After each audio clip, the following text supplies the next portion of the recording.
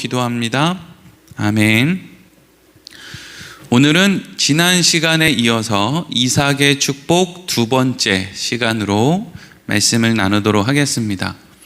지난 시간과 오늘 읽은 성경 본문의 말씀은 히브리서 11장 20절 말씀인데 매우 짧죠. 그럼에도 불구하고 이 안에 담겨 있는 내용이 우리로 하여금 많은 것을 또 알 수 있게 하기 때문에 우리가 2시간에 걸쳐서 히브리서 11장 20절의 말씀을 함께 나누고 있습니다. 믿음으로 이삭이 어떻게 에서와 야곱에게 축복을 할 수 있었는지, 또 이삭이 에서와 야곱에게 궁극적으로 축복했던 내용이 무엇인지 우리가 오늘 말씀을 통해서 또 바르게 알 수 있으면 좋겠습니다. 먼저 지난 시간에 함께 이제 이삭의 인생에 대해서 함께 긴 시간 동안 말씀을 나누었는데, 우리가 잠깐 지난 시간에 했던 말씀을 조금 정리하자면, 아브라함이 100세에 낳을 수 없는 환경, 그래서 하나님이 아브라함에게 100세에 아이를 낳게 하겠다라고 했을 때 아브라함과 그의 아내 사라가 모두 비웃는 그런 환경 속에서 100세에 아들 이삭이 태어났습니다. 아브라함과 사라에게 있어서 이삭을 볼 때마다 이삭은 하나님의 약속의 선물이야, 이삭은 우리의 기쁨이야, 뭐 이런 생각으로 이제 부모는 이제 이삭을 보았을 거예요. 그런데 우리가 조금 생각해 보면 이삭의 입장에서 아브라함과 사라가 자신을 그렇게 바라보는 것과 또 이삭이 그것들을 대하는 것은 조금 차이가 있다라는 거죠. 아브라함과 사라는 이삭을 기쁨의 대상으로, 약속의 대상으로 바라보았는데 사실 이삭은 그것에 대해서 그렇게 큰 감흥이 없었을 것이다 라고 생각할 수 있다는 겁니다. 이삭이 어렸을 때 주위에 있는 사람들이 다 이삭에게 잘 해줬겠죠. 그런데 그것은 내가 어떻게 특별한 대우를 받고 있어 라고 하는 생각보다는 그냥 당연한 것처럼 그런 일들을 받아들일 수밖에 없었을 것이다 라고 생각할 수 있는 것이죠.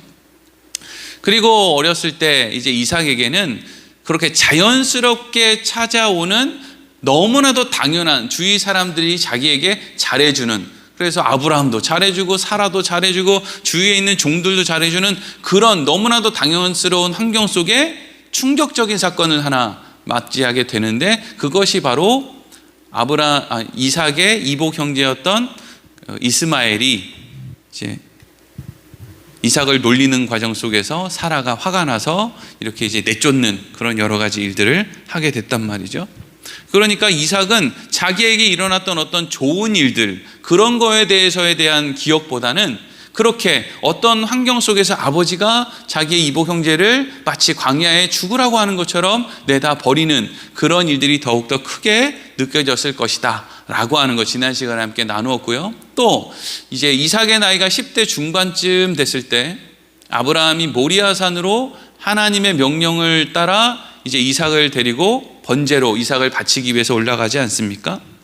그때 아버지, 제사했을 제물은 어디 있어요? 라고 물었을 때 아브라함이 하나님이 그건 예비해 놓으실 거야 라고 하는 말로 그냥 이삭을 데리고 모리아산 위로 올라가게 되는 것이죠. 그래서 모리아산 위에서 이삭을 밧줄로 꽁꽁 묶어서 그 번제단 위에 올려놓고 칼로 이렇게 찔러서 각을 뜨려고 찔러서 이제 잘라서 죽이려고 할 때 하나님께서 이삭의 죽음을 막아주시죠. 아브라함아, 그렇게 하지 마라 이러고 이제 지켜주셨단 말이죠. 이 모든 일들이 하나님 쪽에서 그리고 아브라함 쪽에서 되어지는 일들을 보면 그것들은 아브라함과 하나님 사이에 오랜 기간 동안에 이어져 온 믿음에 대한 어떤 확인, 이런 것들을 통해서 이제 바라볼 수 있지만, 그저 10대 중반의 이삭의 눈으로 볼 때 지금 일어나고 있는 모든 일들은 그저 두려운 일, 도대체 이해할 수 없는 일. 아버지는 왜 이복 형인 이스마엘을 그렇게 내다버릴 수밖에 없었고, 아니 살아있는 나를 어떻게 저렇게 죽여서 하나님이라고 하는 신에게 바치려고 할 수 있었을까라고 하는 그런 생각을 얼마든지 할 수 있었을 거란 말이죠. 그래서 이삭이 마음 가운데 생겨난 그 두려움, 내가 힘을 가져야 되겠구나, 힘이 없으면 얼마든지 집에서 쫓겨날 수도 있고 또 얼마든지 이렇게 번제단 위에 올라갈 수밖에 없구나라는 생각. 지난 시간에 그러면 왜 이삭은 100세가 된 아브라함보다, 아니죠, 115세가 된, 그 정도 된 아브라함보다 이삭은 훨씬 더 젊고 빨랐음에도 불구하고 왜 그렇게 도망치지 못하고 그냥 밧줄로 묶는 것도, 그리고 번제단 위에 올라가는 것도 그렇게 가만히 참고 있을 수밖에 없었다라고 말씀드렸습니까? 몸은 힘이 있었지만 정신, 머리에는 힘이 없었기 때문이죠. 그게 무슨 말입니까? 아버지라고 하는 그 힘의 지배를 받고 있었고, 그 두려움이 이삭으로 하여금 도망칠 수 있는 힘을 잃어버리게 만들었단 말이죠. 그래서 보통 여러분 학교에서 이제 막 누구를 괴롭히고 이런 애들이 그 반에서 제일 힘센 애들이 아닙니다. 그 반에서 제일 힘센 애들은 오히려 겁을 먹고 막 그냥 맞아주는 경우도 많이 있어요. 그러니까 정신의 힘과 육신의 힘은 좀 다르죠. 이때 번제단 위에 누울 수밖에 없었던 이삭은 육신의 힘은 아브라함보다 뛰어날 수 있을지 몰라도 정신의 힘이 그 두려움 때문에 아버지를 이길 수 없었고, 그래서 그냥 그 번제단 위에 누워 있을 수밖에 없었는데, 그때 이삭이 어떠한 생각을 했을 것인가 라고 하는 것을 우리가 짐작해 볼 수 있는 것이죠. 그래서 이삭은 이 세상은 나를 지키기 위해서는 분명히 하나님이 있음도 알고, 아버지가 말하는 하나님 물론 중요한데, 그것보다 더 중요한 건 내가 나를 지키기 위해서는, 이 두려움을 극복하기 위해서는 세상의 힘이 필요한 것이구나 라는 생각을 하게 됐다라는 것이죠. 그래서 이제 오늘 말씀이 어디로 이어지냐면요, 이러한 생각을 가지고 있었던 이삭이 40세의 리브가, 아브라함이 소개해준 이제 리브가와 결혼을 하게 되는데, 60세가 될 때까지 자식을 낳지 못하다가 60세가 되었을 때 이제 자식을 낳게 되는, 이제 그 대목에서부터 오늘은 말씀을 좀 이어가도록 하겠습니다. 오늘 말씀 창세기 25장 21절에서 22절 말씀을 우리 같이 읽어보겠습니다. 이삭이 그의 아내가 임신하지 못함으로 그를 위하여 여호와께 간구하매 여호와께서 그의 간구를 들으셨으므로 그의 아내 리브가가 임신하였더니 그 아들들이 그의 태 속에서 서로 싸우는지라 그가 이르되 이럴 경우에는 내가 어찌할까 하고 가서 여호와께 묻자온대. 아멘. 방금 읽었던 이제 창세기 25장 21절 22절 말씀을 보면 이제 이삭이 40세에 결혼을 했다는 거죠. 이제 이 시대 사람들은 결혼을 하면 지금처럼 아이를 낳으려고 무슨 가족 계획을 세우고 이런 게 아니잖아요. 결혼을 하면 금방 이제 애를 낳는 것이 이제 복이라고 생각하는 사람들의 삶의 패턴인데, 그럼에도 불구하고 이삭이 결혼을 한 지 20년 동안이나 아이를 낳지 못했다는 거예요. 그러니까 20년 동안 이삭이 별의별 짓을 다 해봤겠죠. 이게 여러분 아주 이삭의 인생을 통해서 또 오늘 그 믿음과 축복의 어떤 내용을 우리가 이렇게 받아들일 때, 이해할 때 중요한 대목이 여기 있습니다. 이삭이 40세에 결혼을 했는데 60세가 될 때까지 20년 동안 본인이 할 수 있는 모든 행동을 아마도 다 했음에도, 리브가에게 좋은 것도 먹이고 이게 좋다고 하면 이렇게도 하고 저렇게도 하고 했음에도 불구하고 무려 20년이라고 하는 시간 동안에 아이를 갖지 못했다라는 거죠. 그리고 나서 20년 만에 이삭이 이제 누구를 찾습니까? 하나님을 찾았다는 거예요. 이 참 우리의 모습과 너무 닮아 있는 것이죠. 내가 할 수 있는 거 다 해보고 주위에 있는 사람 다 의지해보고 편법도 써보고 별거 다 해보고 안 되면 교회에 나와서 그냥 뒷자리에 철떡 앉아서 그냥 하나님 살려주세요 하는 게 우리의 신앙 수준이란 말이죠. 그런데 하나님께서는 60세에 지난 20년 동안 뭐하다가 이제서야 하나님 앞에 나온 이삭에게 한마디 잔소리하지 않으시고 이삭에게 자녀를 허락해 주셨다 하는 거예요. 그런데 이 이후의 이삭의 삶을 보면은요, 너무 안타깝고 또 한편으로는 우리의 모습과 닮아 있는 건 뭐냐 하면, 하나님께서 20년 동안 별의별 수단을 썼음에도 불구하고 아이를 얻지 못했던 이삭에게 하나님께서 자식을 분명히 주셨음에도 불구하고 이삭은 이것을 금방 잊어버렸다는 거예요. 여러분, 기도 응답받으면 대단할 것 같고, 뭐 환상을 보거나 뭐 방언을 받거나 뭐 이런 특별한 경험을 하면 대단할 것 같지만, 여러분 사실 그것이 우리의 어떤 삶이나 행동을 이렇게 바꾸는 그런 힘은 대단히 미약합니다. 우리는 금방 잊어버리기 때문이죠. 이삭이 이 이후에 하는 모든 행동들을 보면 도대체 이삭이 하나님께 응답을 받아서 낳을 수 없는 자식을 낳은 그런 은혜를 입은 사람이 맞나 싶을 정도의 행동을 해요. 여러분, 오늘날 그리스도인들도 한번 보세요. 하나님이 나에게 기도 응답을 해줬습니다. 이것이 또 하나님의 은혜입니다 라고, 심지어 본인 이야기를 다른 사람한테도 막 하면서 너는 왜 그렇게 못하느냐라고 까지 이야기하는 사람들도 금방 시간이 지나면 본인이 얘기한 하나님의 은혜 다 잊어버리고 세상의 중심에 우두커니 서 있는 나를 발견하게 된다는 거예요. 왜 그래요? 잊어버리기 때문이죠. 우리가 하나님이 해주신 일을 잊으면 금방 이 세상의 모든 것들을 어떻게 변하느냐? 우연으로 변하는 거예요. 우연으로. 이 이삭이 그렇게 생각하는 거죠. 그래, 내가 60에 하나님 앞에 기도하기는 했어. 하지만 그게 정말 하나님께 기도해서 된 걸까? 우연일 수도 있지. 그냥 될 때가 그때라서 된 거일 수도 있지. 아이, 난 모르겠어. 몰라. 이러고 그냥 이삭이 그렇게 자기의 인생을 살아갔다라는 것이죠. 어찌됐든 이제 이삭이 기도를 했고, 이제 리브가의 뱃속에는 아이가 생겼습니다. 그런데 이게 이상한 게 뭐냐 하면, 이삭이 이제 리브가가 뱃속에 이제 배가 점점 불러오는데, 유난히 배도 많이 불렀겠죠. 안에 쌍둥이가 들어있을 건데, 있으니까. 그런데 문제는 뭐냐 하면, 아직 리브가는 자기 뱃속에 쌍둥이가 들어있다라는 걸 모르는 상태에서, 분명히 애가 하나인데 또 리브가가 처음 임신을 해보는 거라서 내가 처음 임신하는 거라서 잘 모르는 건가 이렇게 생각할 수도 있지만, 뭔가 그 안에서 뭔가 여러 명, 한 명 이상의 사람들이 싸우는 것처럼 그런 느낌을 리브가가 받았다는 거예요. 그러니까 리브가는 얼마나 귀한 아이들입니까? 그러니까 혹시라도 이 아이들이 잘못되지 않을까 싶어서 하나님 앞에 또 기도했다라는 거죠. 리브가가 기도했다는 거예요. 뱃속에 심상치 않은 움직임 때문에 하나님 앞에 기도했다는 거죠. 그랬을 때 하나님께서 리브가에게 뭐라고 말씀을 해주셨느냐? 창세기 25장 23절 같이 읽겠습니다. 시작. 여호와께서 그에게 이르시되 두 국민이 내 태중에 있구나. 두 민족이 내 복중에서부터 나누이리라. 이 족속이 저 족속보다 강하겠고 큰 자가 어린 자를 섬기리라 하셨더라. 아멘. 여러분, 우리가 이 창세기 25장 23절 말씀을 좀 잘 이해해야 됩니다. 이걸 오해하는 경우가 많이 있어요. 지금 여러분 이 앞뒤 정황을 보세요. 이삭이 기도해서 아이를 낳지 못하는 가정에 아이가 생겼다. 이건 하나님이 주신 거죠. 이삭이 만들어낼 수 없는 것을 하나님이 주셨다. 다른 말로 하면 하나님이 하셨다는 거예요.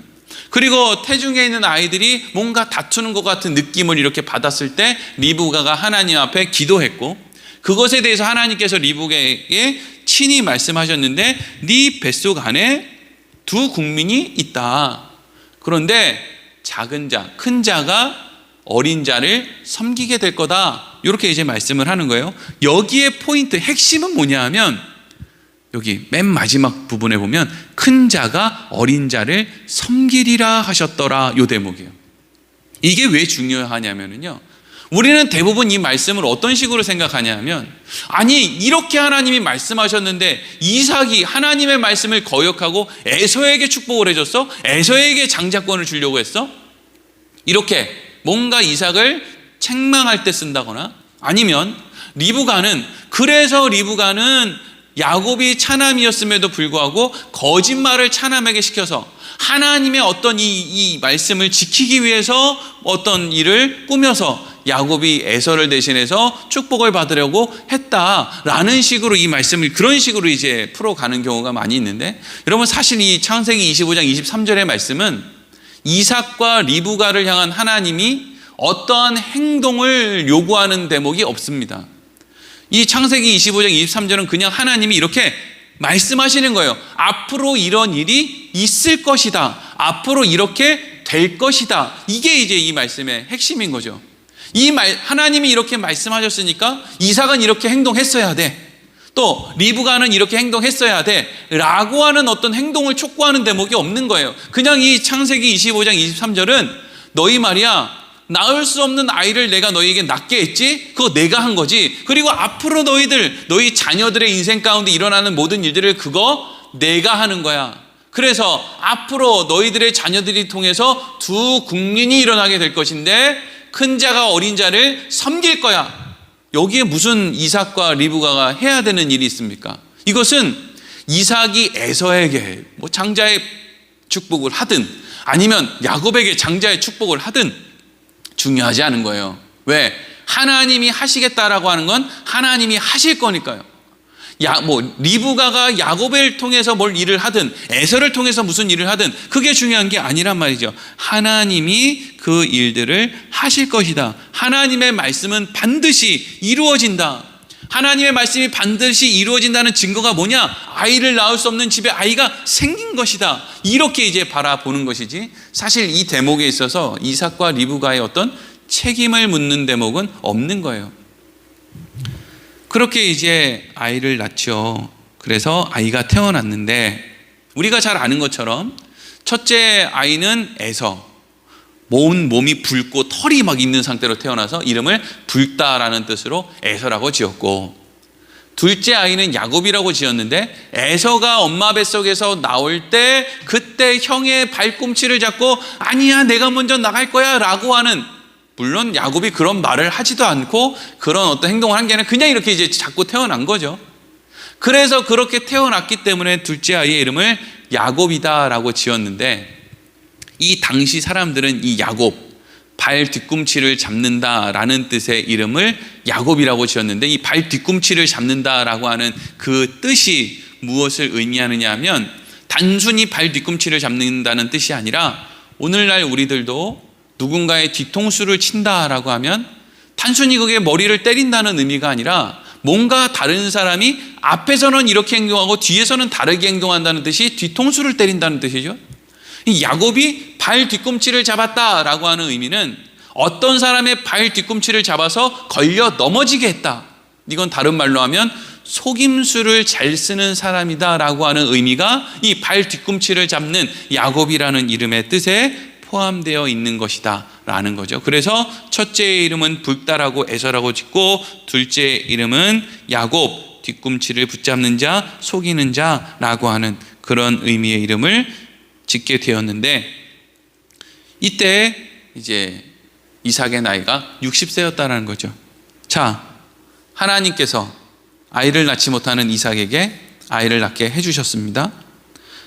리브가의 배가 이렇게 불러왔을 때 하나님께서 앞으로 있을 일에 대해서 리브가를 통해서 말씀해 주셨습니다. 물론 리브가는 이삭에게 이야기를 했겠죠. 그런데 이 이후에 일어나는 일들을 보면 도대체 이 이삭이라고 하는 사람, 또 리브가라고 하는 사람이 도대체 이런 어떤 놀라운 일을, 하나님의 은혜를 경험한 사람인가 라고 하는 의심이 들 정도의 행동을 하는 거죠. 그게 뭐죠? 이후에 흉년이 생긴 거예요. 여러분, 이삭과 리브가가 아이를 낳은 이후에 가나안 땅에 흉년이 생긴 거예요. 그래서 이삭이 가족들을 데리고 어디로 갔다는 거예요? 블레셋으로 갔다는 거죠. 이때 에서와 야곱은 태어난 상태예요. 그렇게 에서와 야곱을 데리고 이삭이 리브가와 함께 자기 집 식구들을 다 데리고 이제 블레셋으로 갔는데 어떤 일이 일어났다는 거예요? 리브가가 너무 예뻐서 이삭이 리브가 때문에 자기가 죽을 수 있을지도 모른다라는 생각에 애굽의 그 왕에게, 블레셋의 왕에게 이렇게 자기 아내를 내어줬다라는 거죠. 그래서 블레셋의 왕 아비멜렉이 그 리브가를 자기 아내로 삼으려고 이렇게 했을 때 하나님이 막아주셨다는 거 아닙니까? 그런 과정들을 보면 도대체 이 이삭이라고 하는 아버지는 하나님을 믿느냐 안 믿느냐 이것도 물론 중요하지만, 도대체 자식들이 지금 있는데, 두 아이들이 있는데, 그럼에도 불구하고 이 사람은 자기의 생명을 유지하는 거, 어떤 그 그 마음에 내재되어 있는 그 두려움이 이삭을 움직여서 뭔가 정말 사람으로서 할 수 없는 그런 연약한 행동들을 한다라는 것을 우리가 발견할 수 있는 것이죠. 이삭은 끊임없이 하나님을 찾지 않습니다. 하나님이 이삭을 그저 도와줄 뿐이죠. 중요한 일이죠. 이삭이 하나님 앞에 뭘 잘해서 하나님이 도와주신 게 아니에요. 하나님의 약속 때문에, 아브라함과 하신 하나님의 약속 때문에 하나님께서 이삭을 도와주셨던 것이죠. 우물을 파는데 우물을 내놓으라고 하면 또 도망가고 이런 일을 해요. 왜? 이삭은 두려웠기 때문이죠.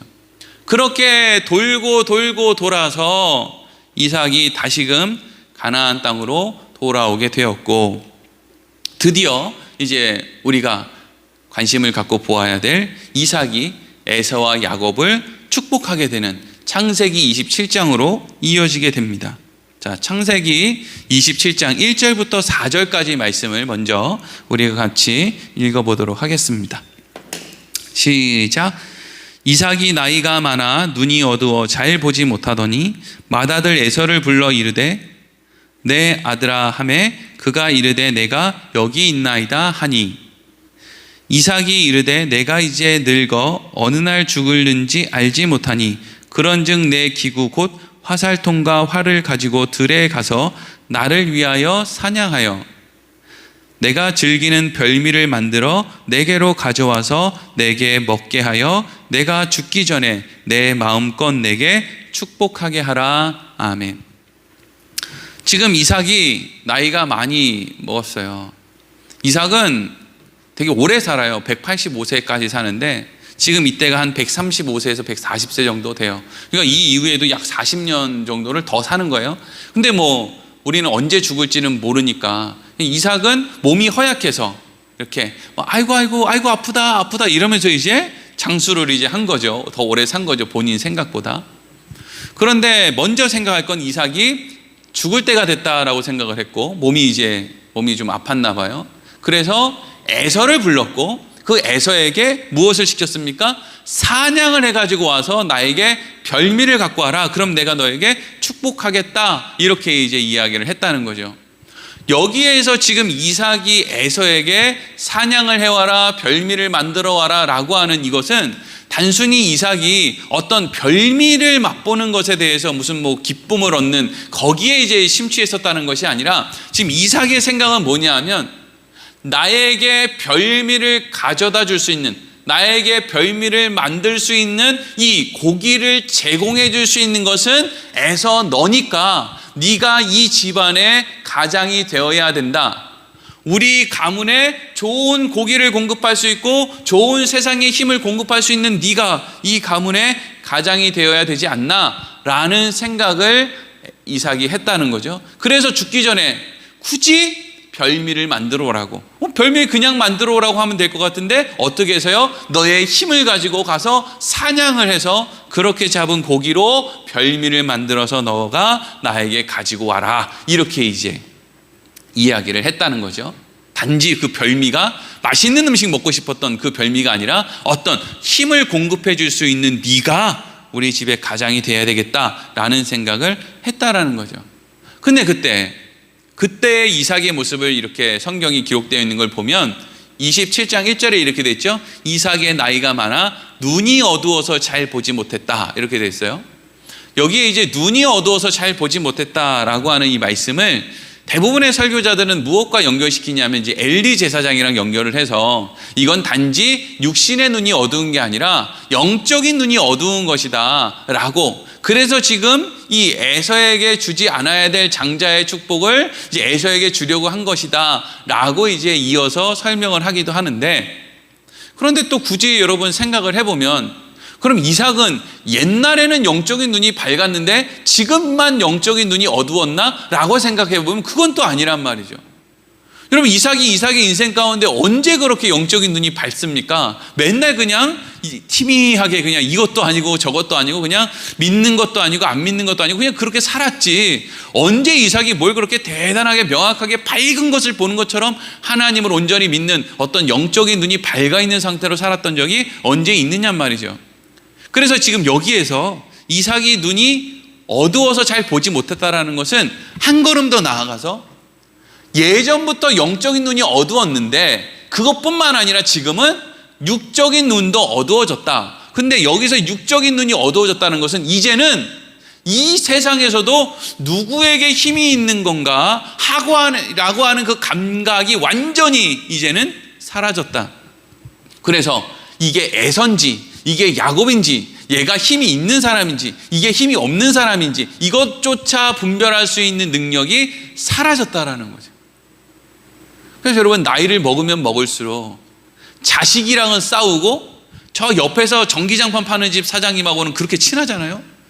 뭡니까 이게? 뭐예요? 어디에서 힘이 나오는지, 뭐가 나에게 유익인 것인지도 나이를 먹으면 먹을수록, 눈이 어두워지면 어두워질수록 그게 분별이 안 되는 거예요. 나이를 먹으면 먹을수록 이 사람이 하는 말이 바른 말씀인지 저 사람이 전하는 말씀이 바른 말씀인지 이게 분별하기가 어렵다는 거죠. 그런 눈이 어두워졌다는 거예요. 그래서 이제 에서에게 이삭이 축복을 해줄 테니까 별미를 만들어 와라, 이렇게 이제 이야기를 했고, 에서는 신이 나서, 참 이것도 이상해요. 이삭이 지금 에서에게 축복을 빌어주려고 하는 내용, 또 에서가 아버지로부터 받으려고 하는 그 축복의 내용은 실제로 하나님으로부터 우리에게 공급되는 그 축복과는 전혀 다른 어떤 착각 속에 있는 것들이거든요. 그러니까 실질적으로 하나님은 이삭이 에서에게 무슨 축복을 한다고 해서 이삭이 생각하는 어떤 그런 뭐 세상의 힘이나 물질이나 이런 걸 하나님의 복이라고 주는 분이 아니란 말이죠. 근데 지금 이삭도 어떤 착각 속에서, 에서도 어떤 착각 속에서, 리브가, 야곱, 모든 사람들이 다 어떤 착각 속에서 하나님이 주시는 복이라는 것에 대해서 바르게 알지 못하기 때문에 뭔가 그걸 얻고자 하는 그 욕심에 사로잡혀 있는 그런 모습을 이제 우리가 볼 수 있는 거예요. 에서가 신바람이 나서 화살통을 들고 이제 사냥을 하러 갔는데, 지금 에서와 이삭이 이야기를 하는 이 대화를 옆에 있던 리브가가, 그때는 뭐 천막 같은 거에서 사람들이 사니까 뭐 이렇게 뭔 얘기를 하나 이렇게 귀를 기울여 들으면 밖에서도 얼마든지 들을 수 있었겠죠. 그거를 듣고 이제 리브가가 야곱에게 이야기를 했다는 거예요. 이제 야곱에게 하나님이 주시는 복이 무엇인지를 알았으면 그렇게 안 했을 텐데, 이 복에 대한 어떤 오해가, 어쨌든 리브가는 야곱이 이 일을 했으면 좋겠고 야곱이 세상에 어떤 복을 받았으면 좋겠고, 그 일을 위해서라면 어머니의 그 뒤틀린 사랑, 나는 어떻게 되더라도 너 하나만, 어떻게 편법을 써서 내가 옥에 갇히는 한이 있어도 너 하나만 잘 될 수 있으면 내가 얼마든지 그거 할 수 있어 라고 하는 비틀린 그런 사랑으로 야곱의 몸에 에서와 같은 피부를 만들기 위해서 염소토를 가져다가 붙이고 막 목소리도 변조시키고 또 별미도 즉각해서 만들어서 이제 야곱이 이삭에게로 들어가는 거죠. 그리고 나서 이제 천막 안으로 이삭이 들어온 이 야곱을 이제 맞이하는 거예요. 그때 이제 이것도 좀 얘가 뭐 다 성경을 읽으면 길어지니까 설명을 그냥 해서 넘어가자면, 이삭이 이렇게 앉아 있고 야곱이 이제 별미를 만들어서 들어온 거예요. 별미의 냄새가 이제 그 장막 안에 가득했겠죠. 그런데 뭔가, 왜냐하면 대화를 해보면 목소리를 아무리 변조해도 에서의 목소리와 야곱의 목소리가 어떻게 뭐 비슷하기라도 했겠습니까? 전혀 달랐겠죠. 그런데 야곱은 어쨌든지 에서의 목소리처럼 하려고 이제 애를 썼겠죠. 그래도 이삭이 그걸 모를 리가 없었을 텐데, 이삭이 이상하다, 에서 목소리가 아닌데. 그래서 이제 이삭이 눈이 안 보이니까 어떻게 그것을 이제 확인을 했냐 하면, 이리 와봐, 너 손 좀 만져보자, 뭐 이런 식으로 이제 한 거예요. 그래서 이삭이 야곱의 손을 만져봤는데 거기에 염소 털을 갖다 붙여놨잖아요. 그러니까 아이고, 여기 이렇게 풍성한 털이 있는 걸 보니까 내 아들 에서가 맞구나. 여러분, 아무리 사람이 몸에 털이 많아도 염소만큼 털이 많은 사람이 어디 있어요. 만져보면 이게 염소 털인지 아니면 사람 털인지 이걸 참 구별 못한다는 것도 웃긴데, 어쨌든 지금 이 천막 안에는 진미의 그 별미의 냄새가 가득하고 있고, 지금 이걸 빨리 축복을 하고 이걸 먹어야 되겠고, 목소리는 조금 이상한데 몸에 털이 있는 것도 보니까 또 좀 그렇고, 또 이삭이 냄새를 또 이렇게 킁킁거리고 맡았는데 또 애초에 에서의 옷을 입고 가니까 그래, 몸에서 에서 냄새도 나네, 이렇게 이제 된 거예요. 그래도 아마 의심하려고 하면 의심할 것이 한두 가지가 많았을 텐데 너무 또 빨리 별미를 만들어 왔고, 사냥해서 별미를 만들어 오려면 그래도 시간이 반나절 이상은 들 텐데 너무 일찍도 왔고, 야곱은 너 왜 이렇게 일찍 왔냐라고 이제 이삭이 물으니까 하나님이 저를 순조롭게 하셔서 이렇게 했습니다. 이렇게 계속 야곱은 핑계를 대고, 말도 안 되는 핑계를 대고, 이삭은 그런 말도 안 되는 말들을 들을 때마다 계속 속아 넘어가고, 그래서 결국에는 이삭이 야곱에게 축복을 해줬다 하는 거죠. 어떤 축복을 해줬는지 그가 생각나는 모든 축복을 다 해준 거죠. 근데 대부분 이제 이삭이 야곱을 축복해준 내용을 보면 너 잘 먹고 잘 살아라, 이런 내용이 이제 주를 이루는 거예요. 그리고 나서 이제 시간이 지났고 야곱이 모든 축복을 받고 나간 이후에 에서가 헐떡거리면서 이제 들어오는 거죠. 자, 이제 중요하니까 뒤늦게 들어온 에서와 이미 모든 축복을 해주고 난 이삭의 대화가 이렇게 이제 이어지는 거예요. 우리 창세기 27장 31절부터 40절까지 순서 장수를 조금 이렇게 살펴가면서 읽어보도록 하겠습니다. 먼저 31절부터 읽겠습니다. 그가 별미를 만들어 아버지에게로 가지고 가서 이르되 아버지여 일어나서 아들이 사냥한 고기를 잡수시고 마음껏 내게 축복하소서. 자, 에서가 이제 온 거예요. 이제 이삭이 뭐야, 이게 무슨 일이지 싶은 어떤 느낌이 들었겠죠. 이 목소리를 듣자마자. 32절 그의 아버지 이삭이 그에게 이르되 너는 누구냐? 그가 대답하되 나는 아버지의 아들 곧 아버지의 맏아들 에서로소이다. 큰일 난 거예요. 이제 아까까지 목소리가 이상한데, 뭔가 좀 이상한데 라고 하는 그 느낌이 왜 이상했는지 이제 이삭이 완전히 알게 된 거죠. 앞서 있었던 것은 에서가 아니었구나. 이게 에서지, 이게 에서 목소리지, 이게 에서의 냄새지, 맞아, 이게 에서인데 라고 하는 생각이 불현듯 이제 이삭에게 들었다는 거죠. 그래서 이삭의 행동이 어떻게 됩니까? 33절 시작. 이삭이 심히 크게 떨며 이르되 그러면 사냥한 고기를 내게 가져온 자는 누구냐? 내가 오기 전에 내가 다 먹고 그를 위하여 축복하였은즉 그가 반드시 복을 받을 것이니라. 아멘. 여러분, 이 33절의 말씀은 되게 중요해요. 이 이삭의 축복의 내용에 아주 중요하게 우리가 좀 이해를 해야 되는 장면입니다. 이삭이 본인이 에서에게 축복을 해주려고 했는데 야곱에게 축복을 했다라는 것 때문에, 본인이 속았다라고 하는 것 때문에 심히 크게 떨었다라고 33절 초반부에 써 있어요. 근데 여러분, 여기에서 이제 우리가 좀 깊이 생각해 보아야 될 것은 이삭은 힘이 없는 사람이 아니었어요. 이 집안의 가장이었고, 지금이라도 말만 하면 달려올 수 있는 종들이 많이 있었죠. 이삭이 그런데 심히 크게 떨었다라는 것은 막 분노했다는 거예요. 막 화를 막 냈다. 속아 넘어간 것에 대해서 너무 화가 났다. 그런데 그렇게 너무 화가 나서 막 이렇게 이제 으르렁 됐다면 그것이 이제 야곱에 대한 미움이라거나 또 리브가에 대한 미움이었다면, 사실 이 정도의 분노면 야곱과 리브가는 살아있기가 조금 쉽지 않을 거예요. 그렇죠? 꼴도 보기 싫다고 막 그럴 거예요. 죽이지는 않더라도, 물론 죽일 수도 있어요. 죽일 수도 있고, 아니면 광야로 막 이스마엘처럼 내쫓을 수도 있고, 최소한 이 이후에 지금 우리가 읽은 게 창세기 27장인데 28장으로 넘어가서 바로 그 다음날 아침에 야곱이 아내를 얻겠다고 저기 이제 외삼촌 집으로 떠난다라고 했을 때, 그때 이삭이 아무 일이 없었다는 듯이 야곱에게 축복을 해줄 수는 없는 거예요. 그리고 창세기 27장을 처음부터 끝까지 계속 읽어보면은요, 이삭은 야곱을 원망하고 있지 않아요.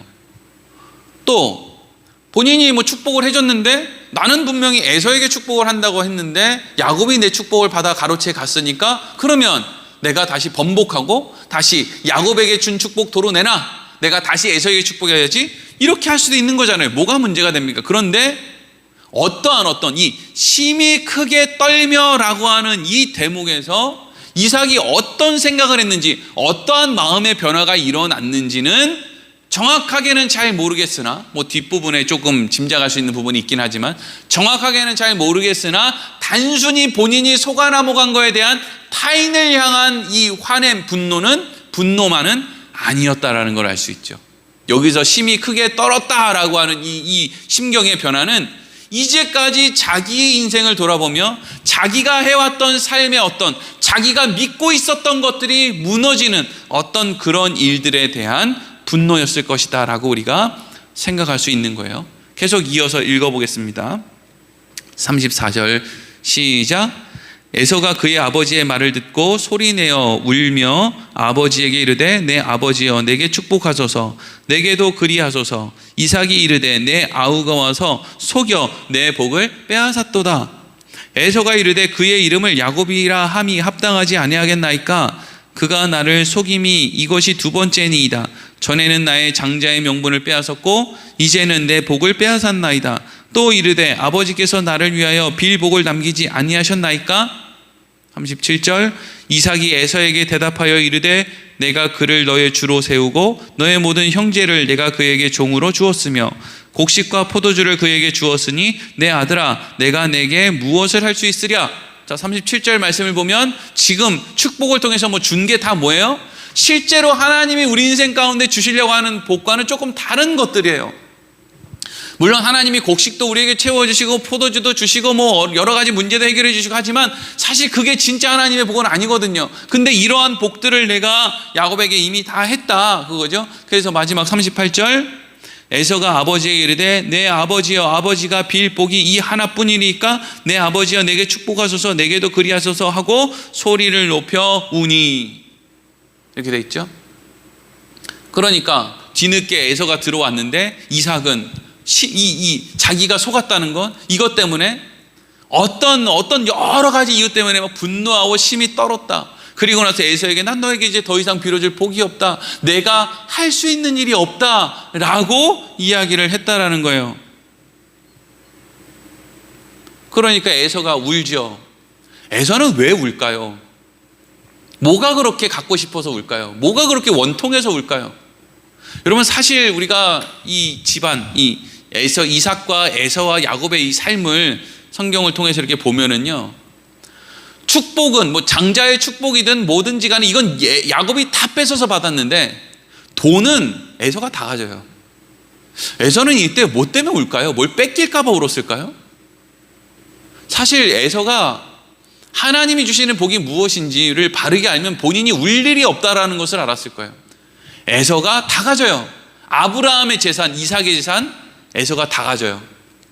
야곱이 삼촌 라반의 집에서 얻은 여러 가지 재물들, 그 중에서 좋은 거 다 선별해서 야곱이 형 눈치 보느라고 셋대로 나누어서 다 바치잖아요. 그것도 거진다? 에서가 다 가져요.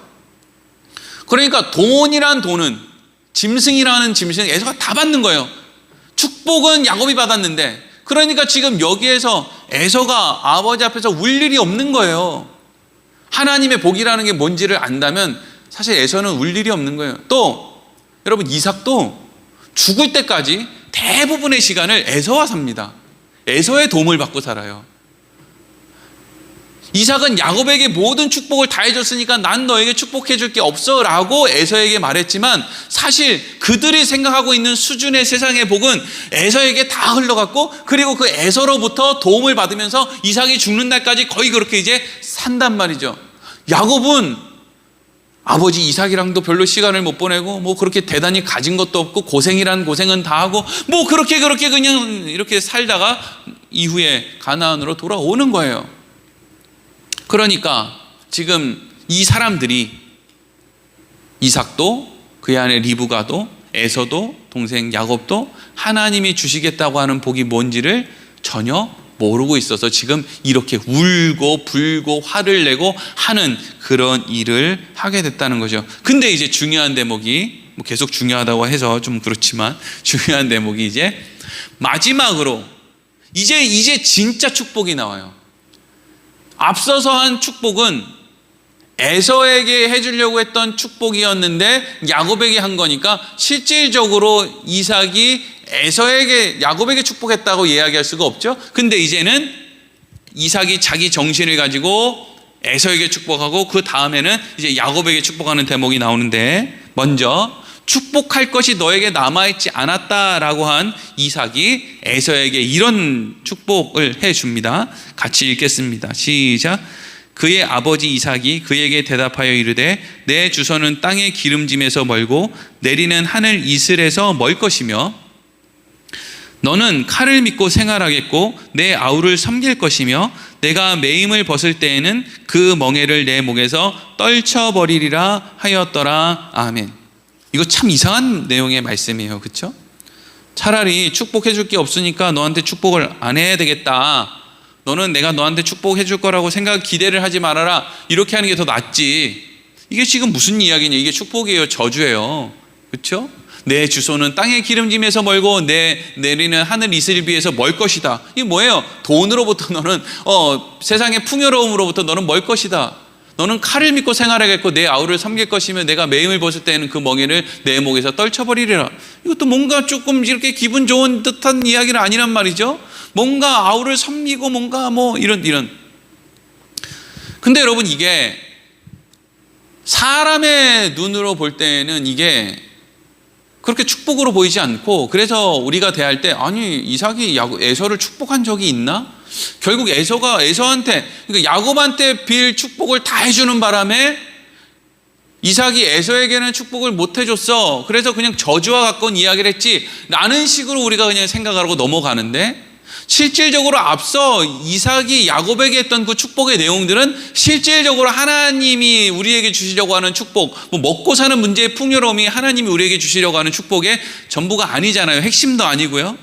그렇기 때문에 이 뒤에 있는 이 말씀이 왜 이삭이 에서에게 축복한 내용이 되는 것인가? 여러분 잘 여기가 중요해요. 자, 방금 읽었던 창세기 27장 이 39절의 말씀을 40절의 말씀이에요. 이게 표기가 잘못됐는데 창세기 27장 40절의 말씀을 현대어 성경으로 읽으면 이렇게 기록되어 있어요. 같이 읽어보겠습니다.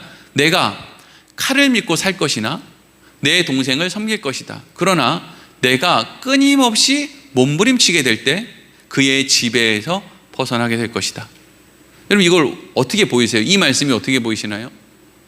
사실 지금 이삭이 에서에게 축복을 해주고 있는 이 내용들은요,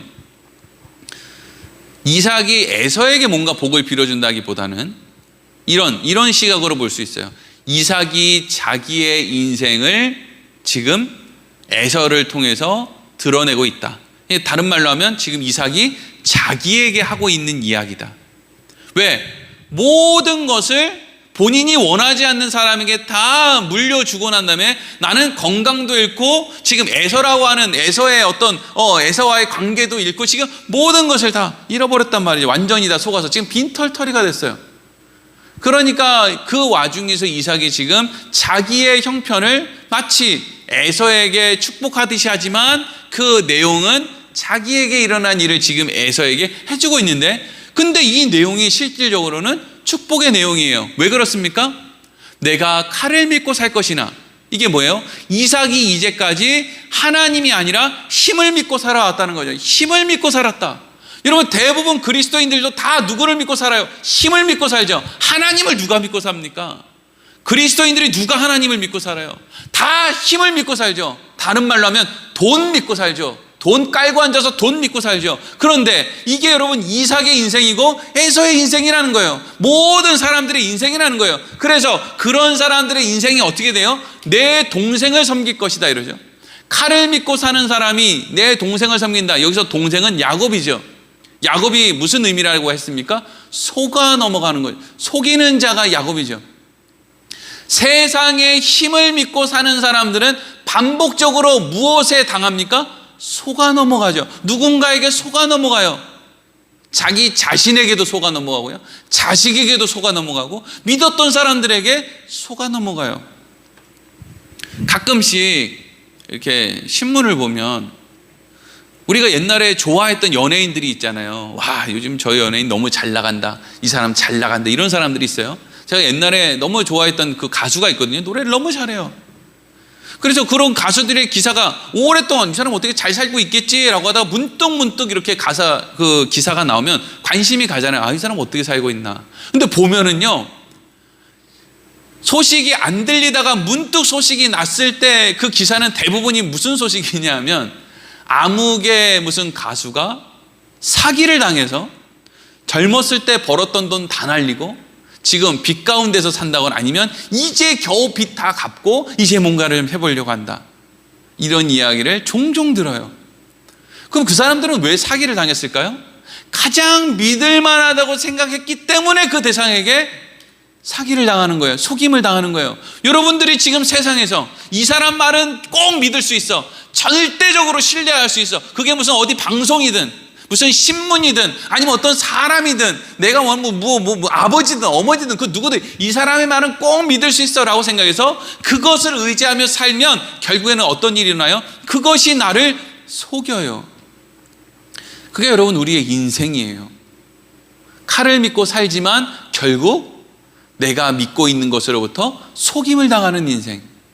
그런데 하나님의 은혜요, 하나님의 복은 무엇입니까? 내가 끊임없이 몸부림칠 때, 이 끊임없이 몸부림치는 건 뭐예요? 우리는 그냥 계속 맨날 속는데, 그럼에도 불구하고 계속해서 칼을 믿고 계속해서 나를 속이는 것 틈바구니에서 오늘은 뭘 믿지 이런 일들을 끊임없이 한다는 거예요. 그게 끊임없이 몸부림을 친다는 거예요. 그런데 그렇게 몸부림 치는데 하나님이 복이 있는 사람은 어떻게 됩니까? 그 지배에서 결국 벗어나게 된다는 거죠. 왜 벗어나게 됩니까? 하나님이 알려주셔서, 하나님이 눈을 열어주셔서, 하나님이 그의 인생을 하나님 앞에 세워주셔서, 볼 수 있게 해주셔서, 들을 수 있게 해주셔서, 모든 사람들은 몸부림치다가 그냥 죽어버리는 인생인데, 어떤 사람들, 복 안에 있는 사람들은 몸부림치는 건 다 똑같고, 하나님을 믿긴 뭘 믿습니까? 그냥 자기 방법대로 살려고 애를 쓰는데 그 끝이, 몸부림의 끝이 어디 앞에 서 있어요? 하나님 앞에, 예수 그리스도 앞에 서 있게 된다는 거예요. 그러니까 여러분, 이게 이삭이 에서에게 한 이 말이 저주가 아니라 축복이 되는 거예요. 그 끝은 결국 너는 그 지배에서 벗어나게 될 것이다 라고 이야기를 하죠. 그리고 그 이튿날 야곱이 이제 집을 떠나서 외삼촌 집에 가서 아내를 얻어오겠다라고 이야기를 했을 때, 그때 이삭이 야곱에게 드디어 야곱을 야곱으로 바라보고, 어제는 야곱을 에서로 바라보고 축복했는데 이제는 야곱을 야곱으로 바라보며 축복을 해주죠. 창세기 28장 3절 4절 같이 읽겠습니다. 시작. 전능하신 하나님이 내게 복을 주시어 내가 생육하고 번성하게 하여 내가 여러 족속을 이루게 하시고 아브라함에게 허락하신 복을 내게 주시되 너와 함께 내 자손에게도 주사 하나님이 아브라함에게 주신 땅 곧 내가 거류하는 땅을 내가 차지하게 하시기를 원하노라. 아멘. 이걸 안 넘겼네요. 네, 혼자 이렇게 하니까 뭐 너무 어색하고 사람도 없고, 이것도 빨리 넘겨야 되는데 넘기지도 않고 막 이러는데, 그렇다고 제가 이런 얘기를 하면 또 여기서도 좀 막 이렇게 웃어도 주고 이렇게 해야 자연스러운데, 이건 뭐 하고 있는 건지 누가 보고 있는 건지, 이거 뭐 아무도 안 봐가지고 나 혼자만 이러고 있는 건지 모르겠는데, 어쨌든 자, 여러분, 이삭이 마지막으로 야곱에게 해준 축복이 뭐예요? 이 축복의 말 안에도요, 사실 야곱에게 너 어떻게 해라 이게 없어요. 하나님이 너에게 이렇게 하실 것이다가 있죠. 이게 여러분, 성경에 나오는 모든 복은 사실 축복이라고 했을 때, 축복이라는 것은 복을 빌어준다는 거잖아요. 아, 우리 목사님이 축복 기도 또 무슨 누가 아버지의 축복 기도 막 이런 거 할 때, 여기서 축복이라는 것은 복을 빌어준다는 거예요. 그러니까 누가 축복을 해주느냐는 하나도 중요하지 않죠. 뭐가 중요한 거예요? 복을 주실 수 있는 하나님이 중요한 것이고, 그 하나님이 누군가에게 복을 주실 때 이 사람이 복을 받을 만한가가 중요한 거예요. 그렇죠? 누가 축복을 해놓냐, 이게 우리 목사님이 축복해 주셔서 우리 목사님 축복 기도 받아야 돼, 이게 사실은 그렇게 중요한 게 아니에요. 목사를 통해서 하나님의 말씀을 듣고, 아, 내가 이렇게 살아야겠다 하나님은 이런 분이구나. 이렇게 여러분 우리 마음이 움직여서 변화해야지. 나는 가만히 있는데 훌륭한 목사에게 가서 쭉 복을 받아서 뭔가를 할 수 있다라고 하는 것은 우상숭배예요. 말씀이 중요한 거예요. 야곱에게 이삭이 축복을 해주는데 사실 야곱이 어떤 축복을 받았느냐가 중요하지 않죠. 중요한 것은 하나님이 야곱에게 그러한 일들을 하실 것이다. 너에게 그러한 일이 일어나게 될 것이다. 라고 이삭이 야곱에게 축복을 했다라는 거예요. 오늘은 이제 이삭이 에서와 야곱에게 이제 믿음으로 축복을 했다. 그런데 그 축복의 의미가 뭐냐? 이게 이제 오늘 말씀의 핵심이지 않습니까? 평생 이삭은 두려움 가운데 사는 거예요. 우리랑 비슷하죠. 아, 이러다 굶어 죽으면 어떡하지? 애들 잘 못 키우면 어떡하지? 이건 어떡하지? 저건 어떡하지? 두려움 가운데 살아요. 그래서 하나님의 은혜를 안다고 하면서도 하나님을 믿지를 못하고 내 두려움을 내 힘으로 극복해야 된다는 생각 속에서 온통 세상의 것을 얻기 위해 싸우면서 사는데 또 세상에서는 어떻게 됩니까? 속아 넘어가고 절망하고 낙심한다는 거죠. 그런데 그러한 상황 속에서 이삭은 어떻게 두 아들을 축복할 수 있게 되었습니까? 다시 오늘 히브리서 11장 20절 말씀을 제가 잠깐 읽어보면 믿음으로 이삭은 장차 있을 일에 대하여 야곱과 에서에게 축복하였으며, 이삭이 장차 있을 일에 대해서 에서와 야곱을 축복했대요. 장차 있을 일에 대해서 어떻게 축복했습니까? 나를 내 힘으로 했을 때는 이렇게 완전히 무너지고 다 속아 넘어가고 빈털터리가 되고 할 수밖에 없는 나를 이제까지 이런 과정을 통해서 지켜주신 하나님, 그래서 내 실력으로 망하고 말아야 되는데 지금도 하나님의 손 안에서 풍성한 자리를 유지할 수 있게 하신 그 하나님, 그 하나님이 앞으로 너희들의 인생도 너희들의 인생 가운데 함께 주실 것이다. 하나님이 내 인생 가운데 행하신 모든 일들이 다 나에게는 유익이었다. 그런데 나는 하나님이 나한테 해주신다는 그 일들을 못마땅해서 자꾸 세상으로 도망치기만 했다. 그런데 에서야, 야곱아, 너의 인생은 하나님들이 결국에는 너희들의 인생이 몸부림치지만 결국 그것을 벗어나는 인생으로 하나님이 만들어 주실 것인데 너희들이 그러한 복을 받았으면 좋겠다 하는 것이죠. 히브리서 기자가 히브리서 수신자에게 지금 설명하는 거잖아요. 이걸 통해서 뭘 설명하고 있겠습니까? 우리가 생각하는 대로 세상 가운데서 대단한 모습으로 우리가 신앙생활을 하지 못하고 있다고 해서 그것을 가지고 염려하고 걱정하지 말라는 것이죠. 하나님께서 우리의 인생을 그렇게 책임져 주고 계신다 하는 것을 말씀하고 있는 거예요. 그래서 하나님을 믿는 믿음으로, 나에게 믿음을 허락하신 그 하나님으로 인해서 지금은 내 삶이 무너진 것 같고 또 낙심할 일밖에 없는 것 같아도, 그럼에도 불구하고 이러한 나와 함께 하시는 하나님을 통해서 내가 오늘도 소망을 가질 수 있다 하는 거죠. 여러분, 이 믿음을 하나님께서 이삭에게 허락해 주기까지, 이 믿음을 하나님이 히브리서 기자에게 허락해 주시기까지, 하나님은 이삭의 인생을 하나님이 계획하신 그 방법대로 그렇게 인도해 가셨다라는 거예요.